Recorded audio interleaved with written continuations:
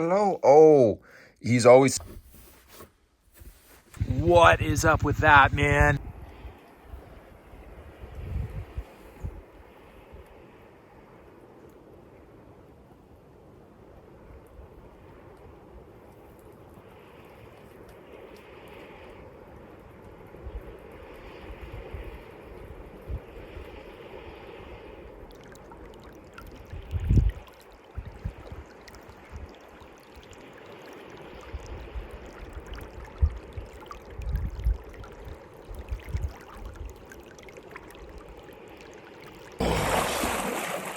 Toasty.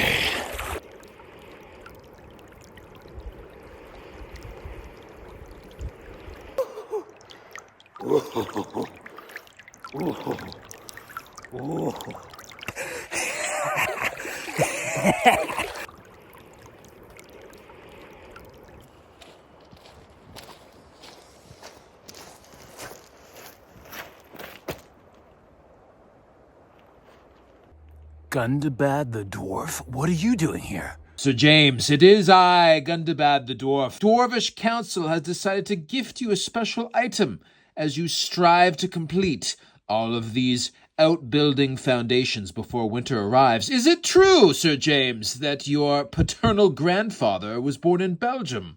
Yes, that's right. My grandfather, Omer ALOFS, he was born in Belgium.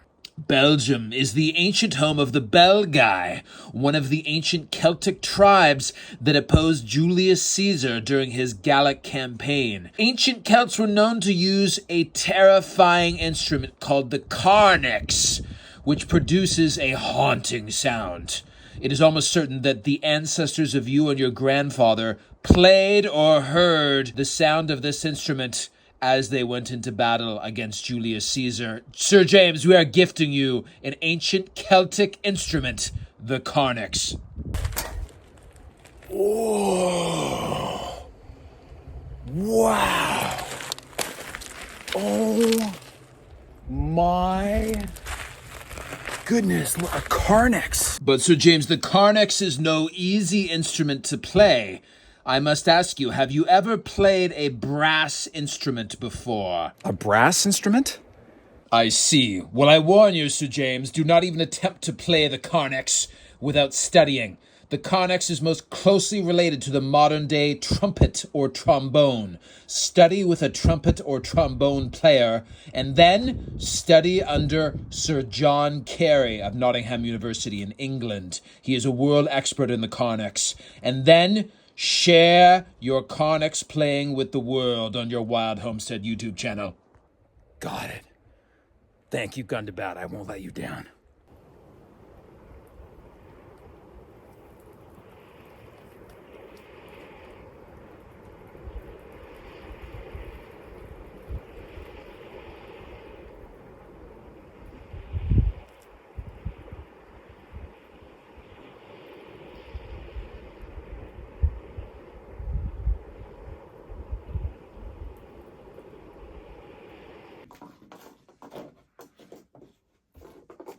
Clovis, you crazy man?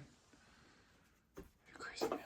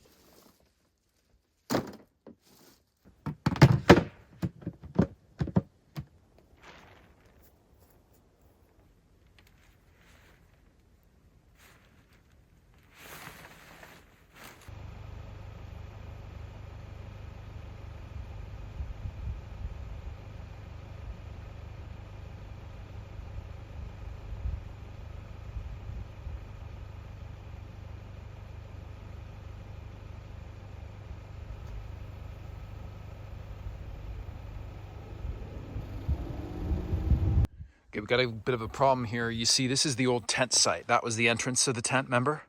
We had the little stone gravel way to keep the mud out.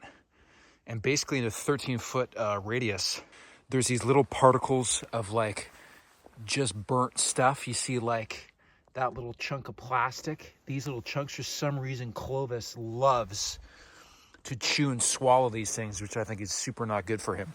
So we'll have to go through and shovel out as much of it as we can. And then I think take some gravel and some sand and put it on top of the old site.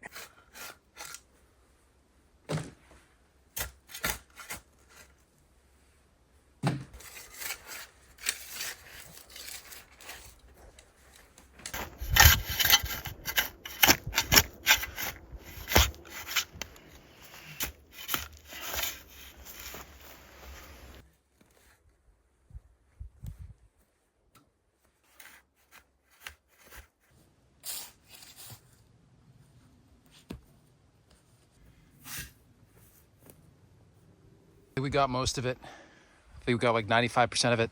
And then I put a thin layer of sand on top of the places I think were highest probability for still having some chunks, but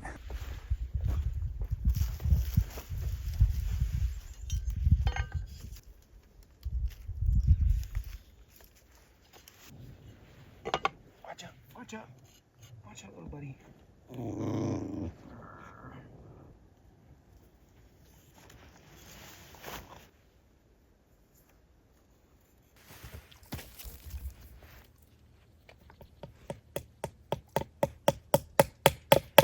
Hey.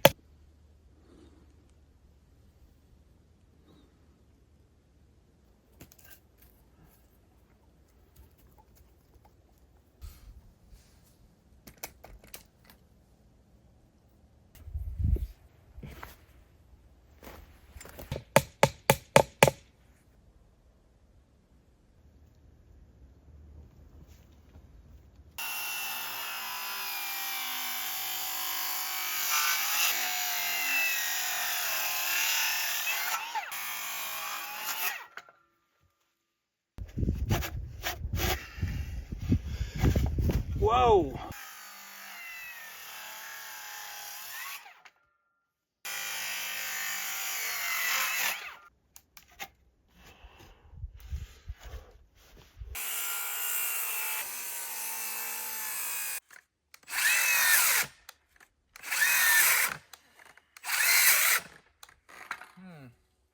I can tell this blade is finally getting dull. It just drained the battery just doing those few cuts from full to like 1 bar. So we're gonna have to get a new blade, new saw for this guy.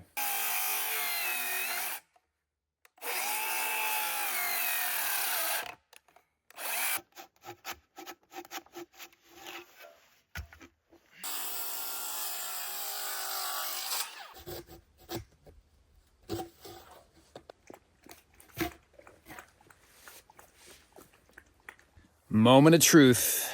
How close is the levelness of these different posts?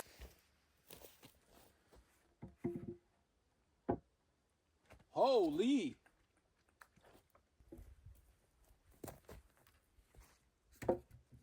Oh. Oh, nice. Oh, nice.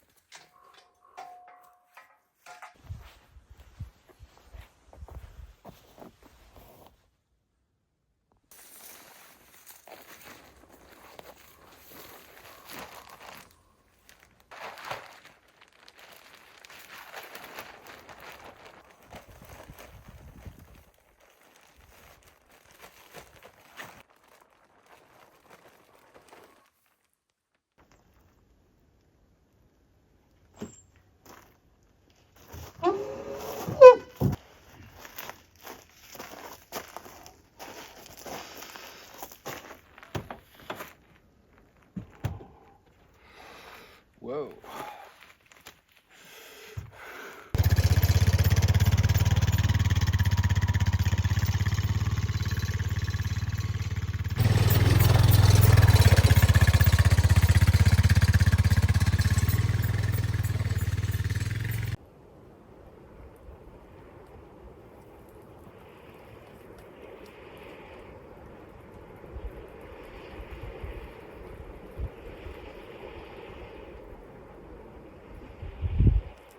I am James ALOFS. I left the big city to build an off-grid homestead on 40 acres of Canadian wilderness. This area of Ontario has giant ridgelines, deep valleys, and pure rivers. Black bears, gray wolves, mountain lions, moose, and many forest spirits share the land. I started in November 2023.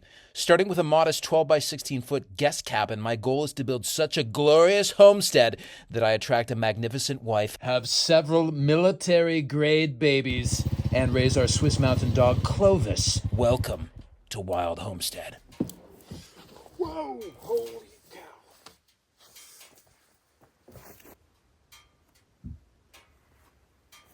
Holy cow.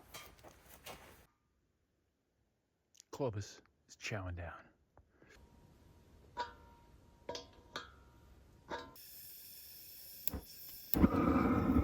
Whoa.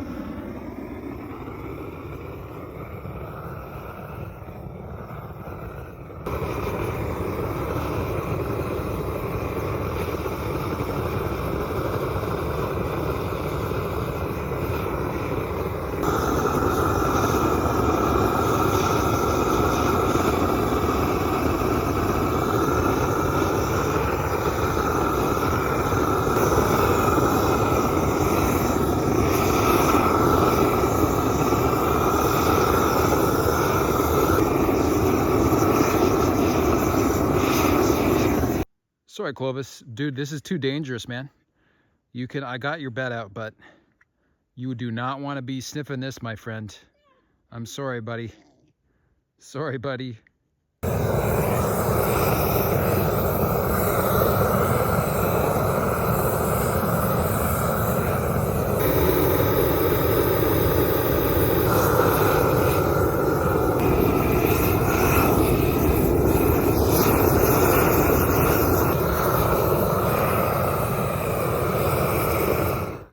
I'd like to think I've done some pretty cool things in my life. Maybe the coolest was being the co-host of a nationally broadcast talk show in China. You know, speaking Mandarin Chinese every Thursday night at 9 o'clock to tens of millions of people. But this was much, much cooler than that.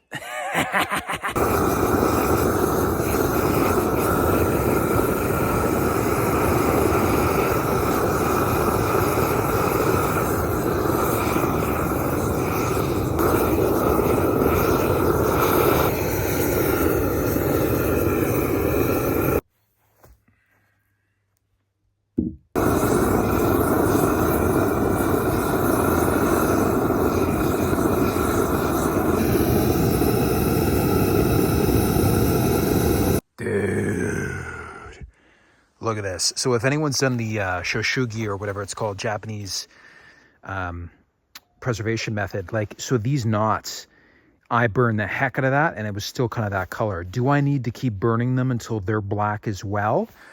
That's my question, because I've seen some of these videos, but these logs are kind of unique, I think, because, you know, they had mold on them and they're not completely dry, right? They're still wet. So I think I generally burnt the heck out of it, man.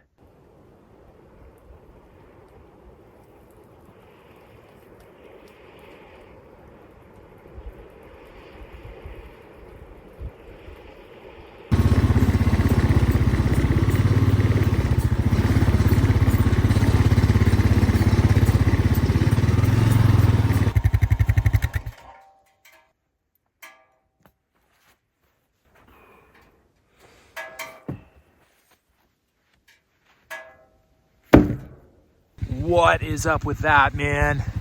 It's only the middle one that's off.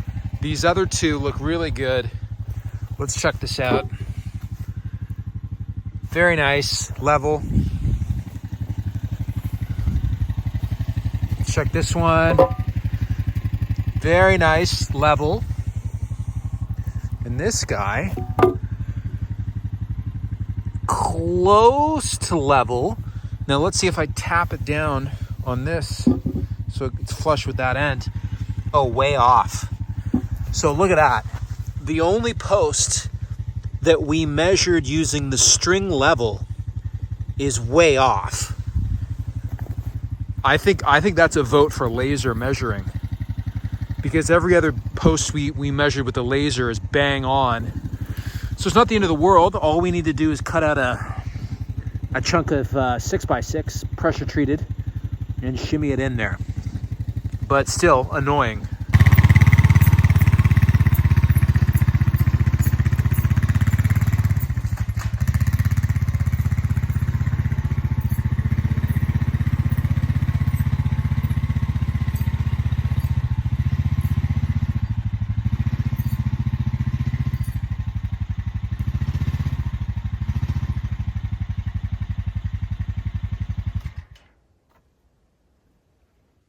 Oh, Clovis, you taking a poop? Taking a poop before bed, buddy? You were very patient today, Clovis.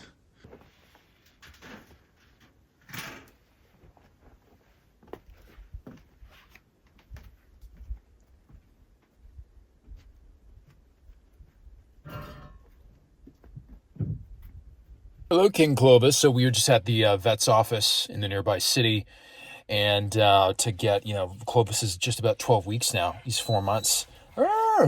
So we got the vaccines that he needed at 12 weeks, and man, he was really out of it. We actually got halfway home, and then I turned around and went all the way back to the city, to the vet office to ask them to check him out, because he was like breathing really heavy and he had a really high heartbeat.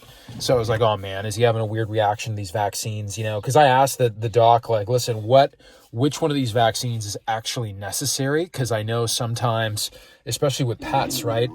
Like big pharma, are they just getting this because it's a nice to have, not a need to have, right? Only give me the essential ones. So I think he's had distemper, hepatitis A, parvovirus, parainfluenza, leptospirosis, Lyme disease, and bordetella, which is like kennel cough. The only other one that I'm going to get him is rabies. Crazy, man. He seems to be doing better now, but he was literally like, I was like, geez, man, we better go back. But they checked him out. He didn't have a temperature. And they actually said, like, listen, they don't dose them based on weight. So the smaller the dog is, the higher the risk there is of an adverse reaction. So the fact that he's much bigger than most dogs, he weighs 30 pounds now at 12 weeks compared to something like a toy poodle or a chihuahua. So he's much less likely to have bad reactions. So I guess he was having a bit of a tough time with it, but it is what it is, folks.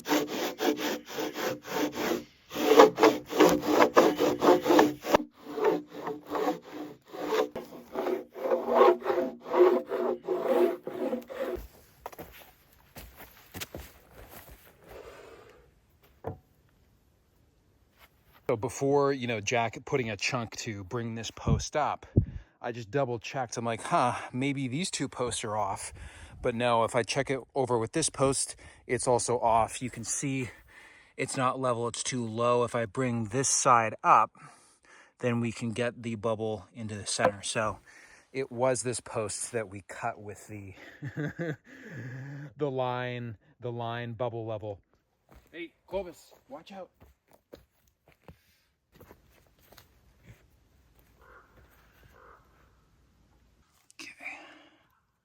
How much we did? Oh my goodness. It's almost 2 inches.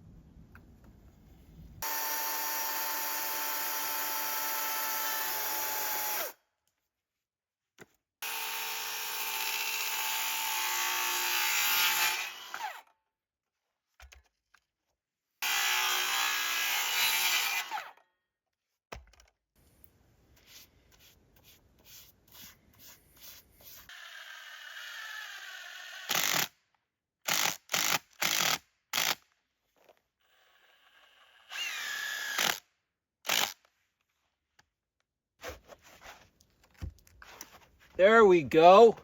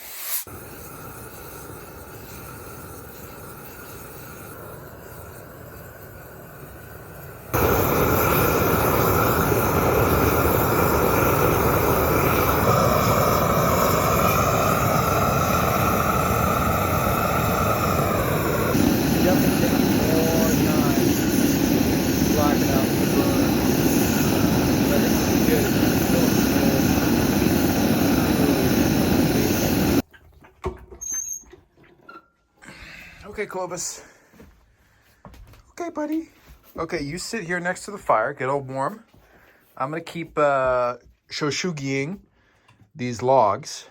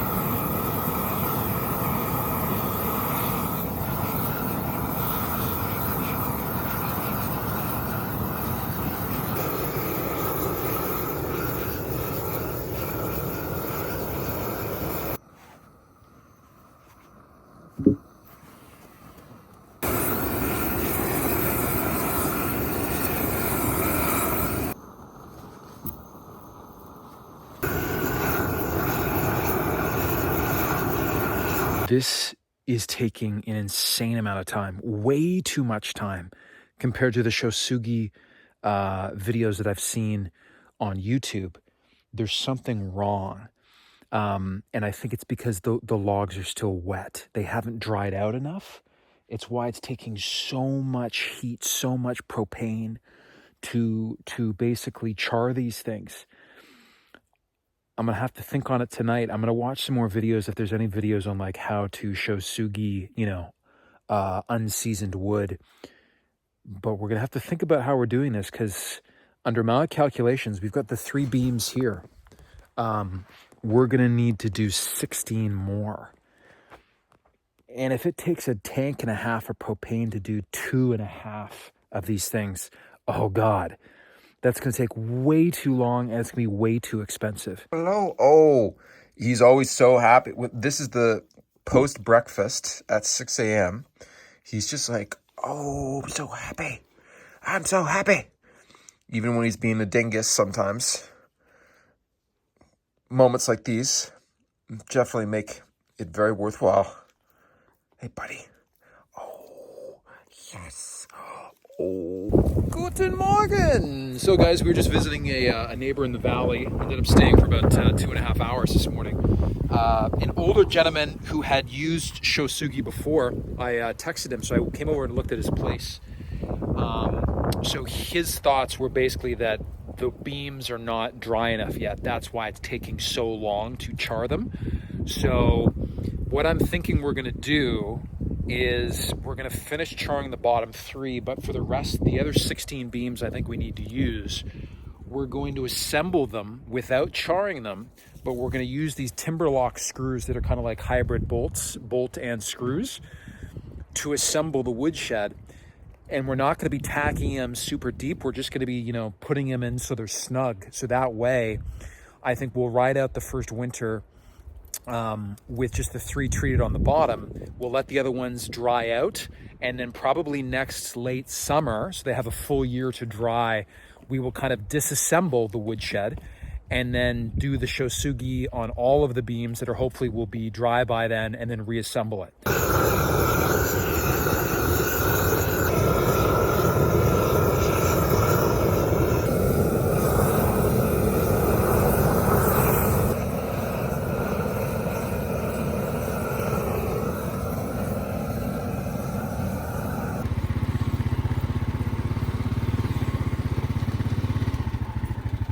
Ladies and gentlemen, there is a massive looking storm rolling in. This is not good news for our charring escapades. We must hurry.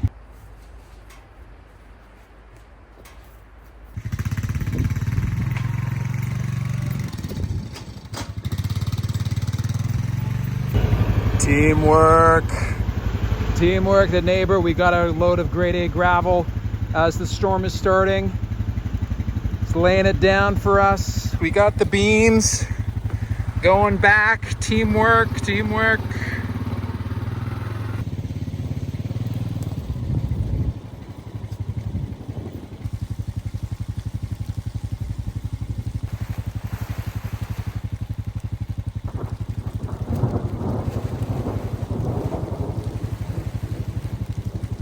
Holy Lord and Redeemer, ladies and gentlemen, the heavens are falling upon us. The gods are angry or blessed or blessing us. I'm not sure. Okay, we're gonna try to get one more beam back there. We got neighbor. We got the rest of the beams tarped up so they don't get more soaked.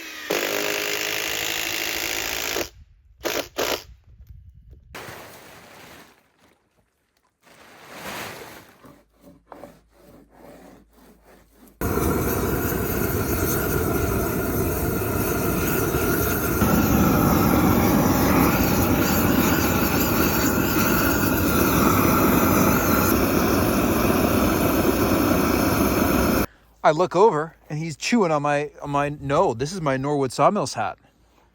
No, you can't just be chewing that, but I know it sucks being in your fenced in area. But we're doing the blowtorch, man.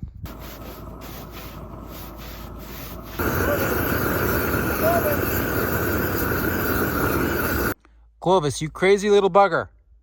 You're eating my sock.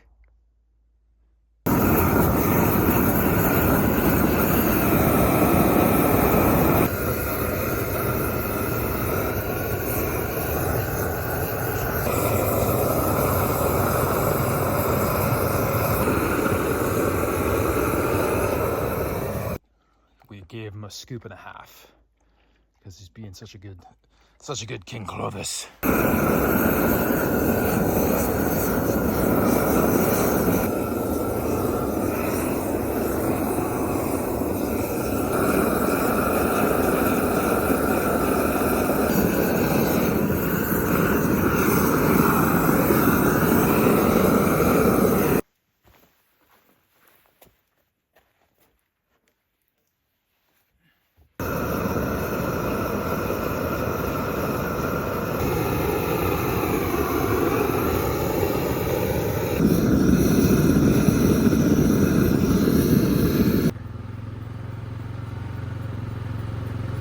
Propane in blowtorches and beams in fire sheds. Greater Swiss Mountain Dogs and log cabin homesteads. These are a few of my favorite things. Da da da da da da da da. Doesn't quite work.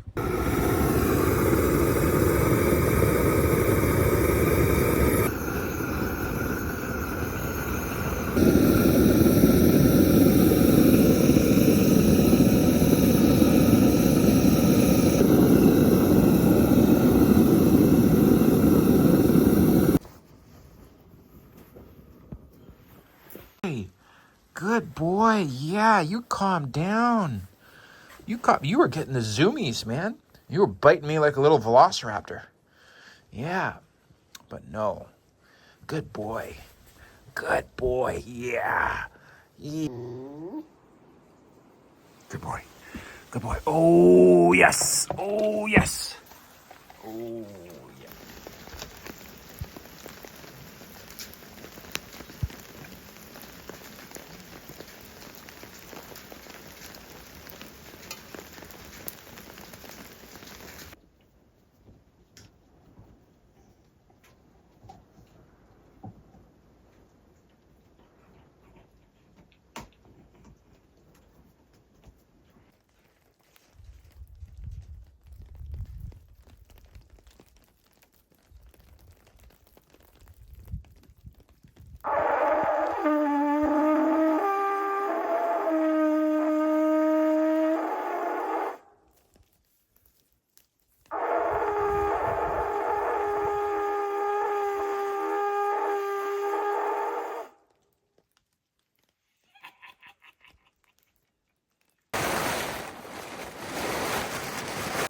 Good, Clovis. Sorry, buddy. We just got to burn these things more.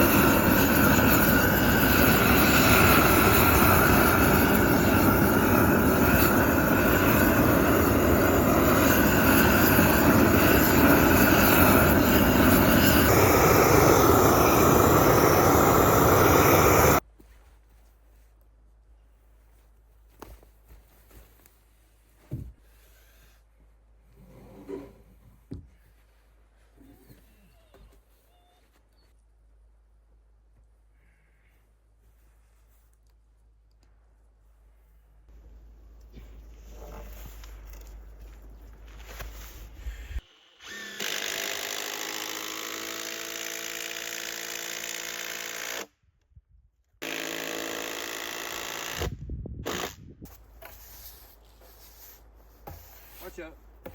Watch out.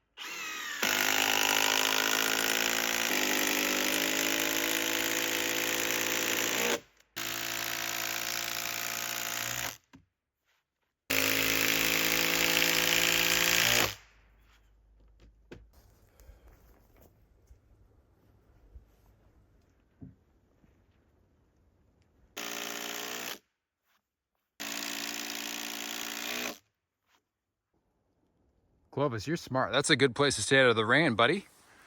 You're smart. How did you know that? That's a very good place to stay out of the rain.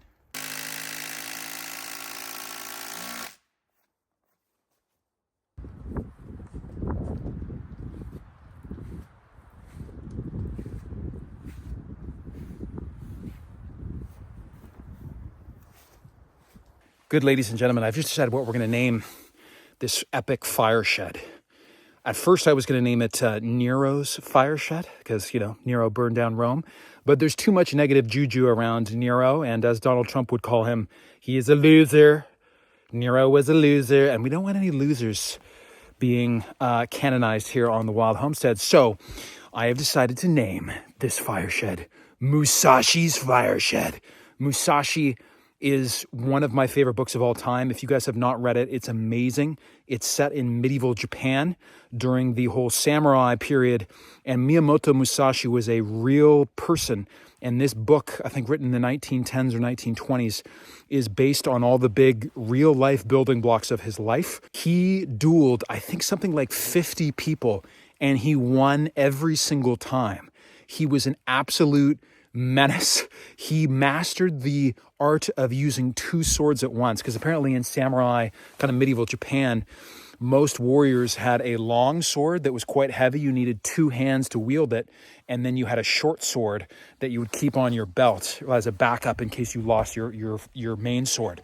But what Miyamoto Musashi mastered was holding the long sword in one hand and the short sword in the other, so he could fight with both at one time. And people always thought, like, you can't hold the long sword with one hand. It's too heavy. But he just took the basically mindset that, listen, if I spend enough time holding the long sword in one hand, my shoulders, my musculature is going to adapt. Apparently, he was a giant for the medieval ages. He was like 6 feet or 6'1". He was a very big dude. And anyways, he mastered it. Sometimes what he would even do in his duels, not only was it totally crazy for his opponents that he was using two swords at once versus their one, but sometimes just randomly, he would take his short sword, and when his enemies were not expecting it, he'd throw his short sword at his enemy, and sometimes, if not stun him, then injure him, and then go in with the main sword and then finish him off. But if you have not read Miyamoto Musashi, the novel, it's like a 1,000-page book, and the last 2 pages of that book, I think, are probably the 2 most powerful pages in all of literature I've ever read. And they don't mean anything if you just go to the back of the book right away and then read them. But if you read the whole 1,000 pages and you get to those last 2 pages, wow, you will be stunned. Musashi, check it out. You should definitely read it. It is an incredible book. And I think Musashi, because this is the Shosugi-ban Japanese preservation method that we're using on this fire shed, I think my favorite Japanese person from ancient history is definitely Miyamoto Musashi. So this will be known as Musashi's fire shed. Yo, man, that's the main, I guess, structure right there, as you can see. So it's 18 feet long. It is 10 feet deep. And the reason that I'm putting the beams on their side, right, these are true 6x8s. They're 6x8 inches. The reason I'm not putting 8 inches up is that I'm afraid it's going to be too tall. It's already pretty tall as is. I'm actually surprised. We're going to have to put a step up in the front to get in there, and maybe even a ramp on each side, little ramp for wheelbarrows, you know, for getting the firewood in and out. But I really like it because there's going to be a ton of airflow underneath there, so it'll help the firewood, dry out quicker. The reason I'm putting it on the side is that I think it's strong enough. So 6 inches of wood, 8 inches wide, that's like almost that's almost 6 2x6s together, laminated together, right? I've got double 2x6s in the loft in my cabin, and those things are redonkulously strong. 3 more rows of these 6x8 beams on the interior. But I'm going to start with 2 rows because that might be sufficient, because these things are so strong, man. These things are ridiculously strong. But I'm liking how it's looking so far. And, you know, I've decided that even if it pushes into next week, we better burn them now. So some of these have actually been burning faster. Some of them are still slow. But by burning them, you've seen, like last night, if you stack 3 or 4 of them together, the excess heat bounces off the other ones, and it actually increases the amount of heat that's being applied to the surface of the wood. So it's like almost like a little oven or furnace. So I think that's going to make it more efficient.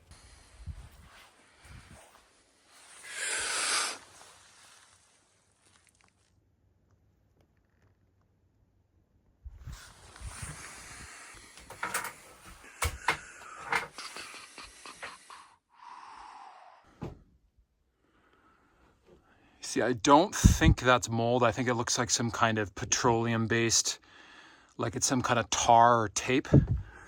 But I'm gonna spray it down just in case. This stuff just kills bacteria and mold.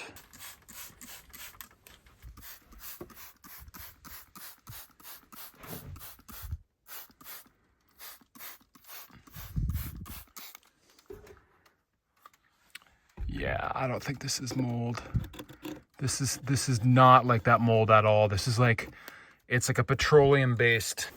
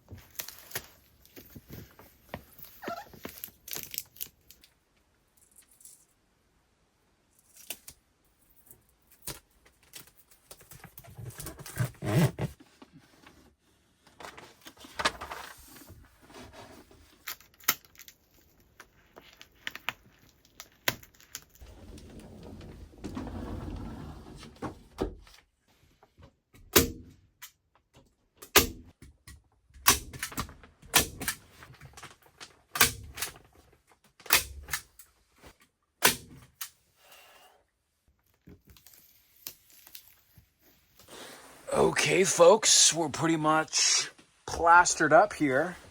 We just got to do some, a little bit of tape on the bottom and the top over here.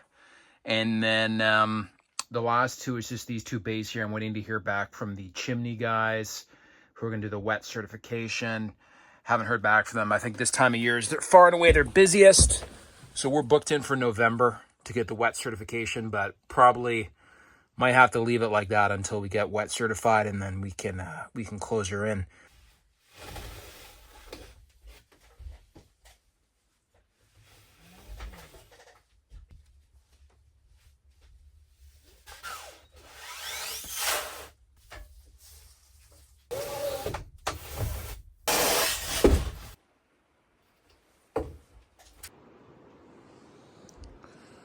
Look at this, look at all the space. Good night, Clove Man. We'll see you in the morning. Dude, that is what I'm talking about. Yes. Oh, heck yeah. First night in the loft, baby. Let's go.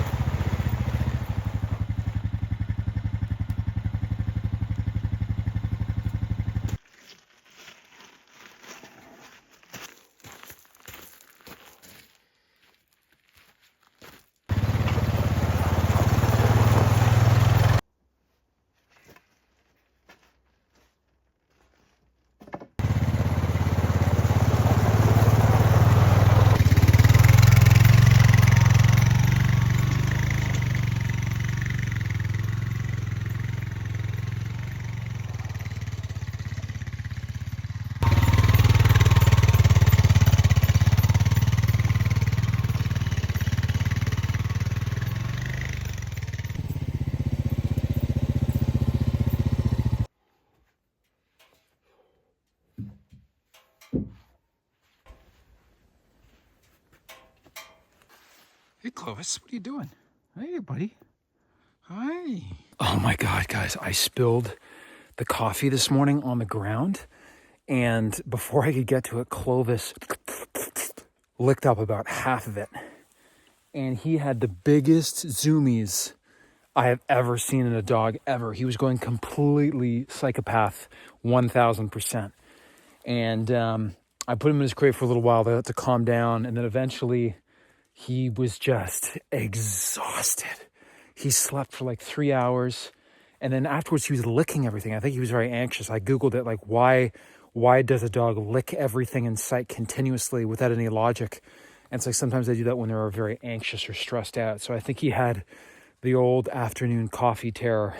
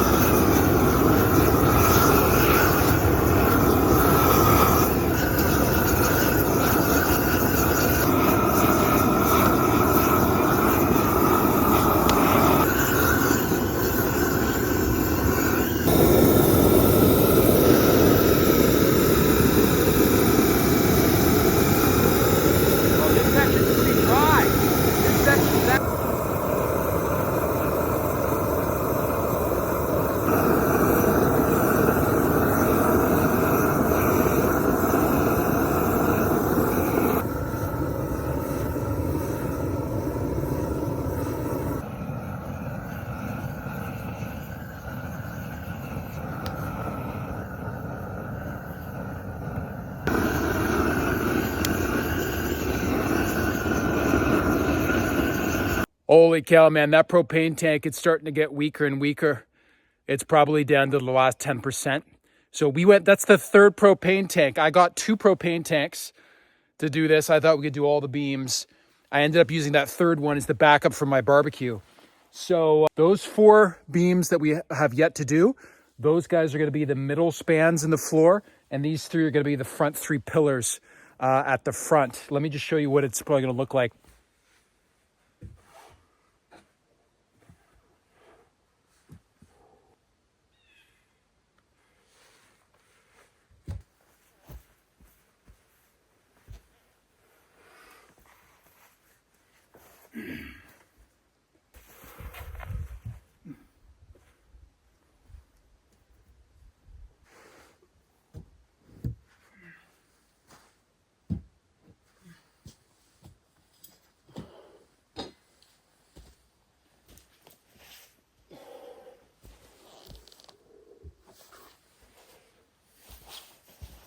Okay, man, this thing's gonna be a monster. So this is what it's basically gonna look like. We'll do these 2 rows once we get more propane. And then the rest, the roof, and then the back support beams, we're just gonna use conventional kiln dried lumber. We're gonna preserve the rest because that's gonna be able to burn very quickly with our blowtorch. And then we should be able to finish it up. I think I'm gonna go with a very aggressive pitch, like maybe 8 feet in the front to 4 feet in the back, not quite 12-12, but very aggressive pitch. So then hopefully we can get away with 2x8 rafters, 24 inches on center. But this is gonna be a beast of a woodshed, man. Look at that thing, man. I do apologize. You know, I think at the beginning of the week, I wanted to get this done, and then kind of halfway through, because these beams are wet, and talking to my Finnish neighbor who's done this before, he was like, man, wait till they dry out, you know? But the idea of assembling it and then disassembling it later, you know, next year when it's dried, I'm just like, nah, just do it now, man. Just power through it. So I think, you know, on Sunday, I'm gonna do these next 2 beams with more propane, and then the rest, it's gonna be very scantily clad, like very scantily clad in terms of, you know, walls. They're not going to be solid because we need max airflow coming through this whole section. The main thing is really about the roof. So that's what we're going to be doing next week. Today is November 1st, and we basically have somewhere between 5 and 7 weeks before the ground starts to freeze up. And this has been a very warm fall here so far. So we'll see. But we basically have 5 to 7 weeks to just finish off, hopefully finish off this, and then do the foundation on the sauna next week. And then in the remaining 5 to 7 weeks, we have to do the foundations of basically the 6 outbuildings that we want to build this winter. And then once we do that, the ground freezes sometime like mid-December. That's when we're going to open up the road out to the parking pad so we can get full, like a vehicle back here, you know, 12 feet wide all the way back. We'll bring back the sawmill. We'll start milling up stuff to build the rest of our outbuildings, and then go from there, folks. And then in the spring, hopefully on to the main home. But one thing at a time. Thanks so much for watching, guys. We'll see you back here next week to finish off the fire shed and hopefully do the sauna foundation. May the gods bless you and your family, both the old gods and the new. Winter is coming, and in times of great preparation and stress like the fall, you must remember these 7 words and 13 syllables. Ooga booga.